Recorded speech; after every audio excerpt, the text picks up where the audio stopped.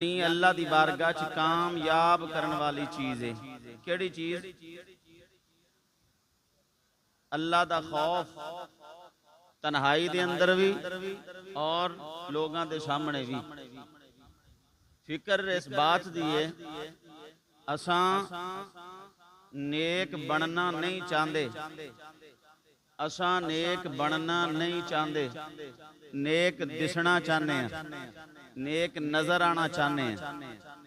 हाँ जी, सानू देख के लोग आखन नेक है। नेक बनना होर चीज है, नेक बनन दी फिक्र होर चीज है, नेक दिसन दी होर चीज है। नेक बनन दी मेहनत हो रहे, नेक नजर आउण दी मेहनत हो रहे। अज जिन्नी मेहनत हो रही है वो नेक नजर आउण दी हो रही है।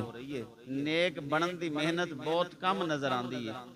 नेक बनन दा मतलब यह हुंदा है तन्हाई भी पाक होवे, महफल भी पाक होवे।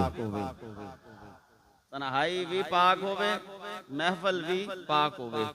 जिवें खलवत दे अंदर बंदा होवे उवें जलवत दे अंदर होवे, जिवें जलवत च होवे उवें खलवत च होवे, जिवें लोगां दे सामने होवे उवें ही तन्हाई ओदी पाकीज़ा और सुथरी होनी चाहिए। फिर पता चलता है कि बंदा नेक बनना चाहता है, नेक दिसना नहीं चाहता। जे तन्हाई दे अंदर इंसान दे मामलात होर होण, छुप छुपा के गुनाह करता होवे और लोगों के सामने नेक बनता होवे, फिर नेक दिसना चाहता है, नेक नजर आना चाहता है।